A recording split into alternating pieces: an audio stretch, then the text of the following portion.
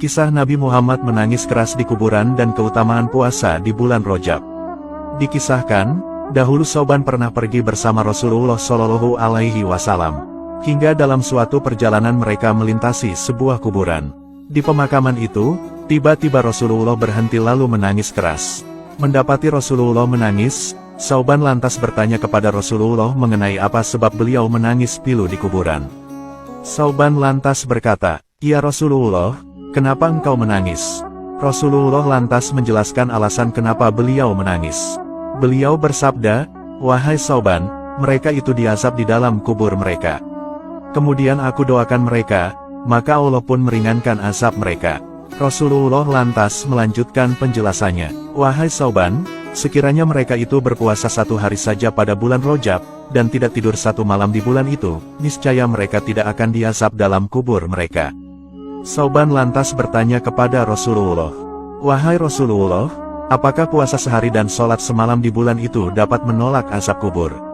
Rasulullah lantas menjawab, "Wahai Sauban, demi Allah yang telah membangkitkanku benar-benar sebagai seorang nabi, tidak seorang muslim pun baik laki-laki maupun perempuan yang berpuasa sehari dan sholat semalam di bulan Rajab dengan menginginkan ridho Allah, kecuali Allah akan mencacat untuknya ibadah 1 tahun, yang dia puasai siangnya dan sholati malam-malamnya."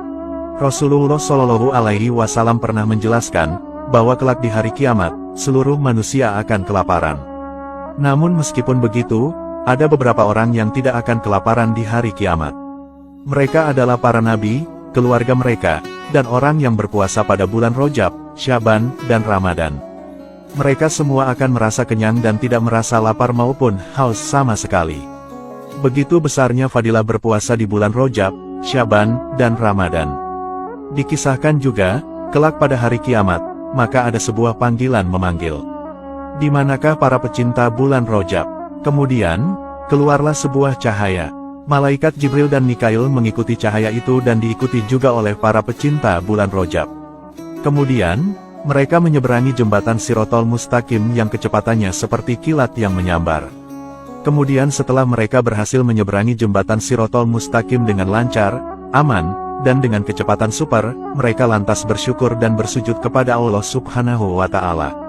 Allah Subhanahu wa Ta'ala lantas berfirman, "Wahai para pecinta bulan Rajab, angkatlah kepala kalian semua pada hari ini. Sesungguhnya kalian semua telah menunaikan sujud di dunia pada bulanku. Pergilah kalian semua ke tempatmu masing-masing." Mereka lantas menuju pintu-pintu surga. Seperti yang kita tahu, Shirotol Mustaqim adalah sebuah jembatan yang membentang di atas neraka jahanam. Jembatan ini juga terhubung sampai pintu surga.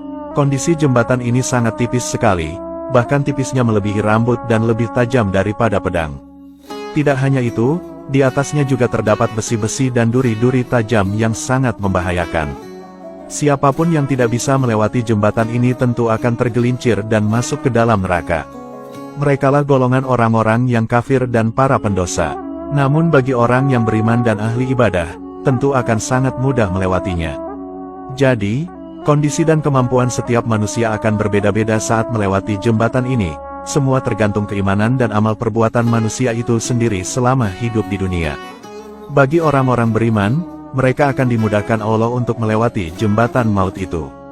Ada yang mampu menyeberang dengan kecepatan bagai kedipan mata, ada yang seperti kilat menyambar, ada yang seperti angin, ada yang seperti kecepatan kuda, ada juga yang seperti kecepatan unta yang berjalan. Namun bagi orang-orang kafir dan ahli maksiat, mereka akan sangat kesulitan menyeberanginya. Mereka akan sangat mudah terkena sabetan duri-duri jembatan yang sangat mengerikan.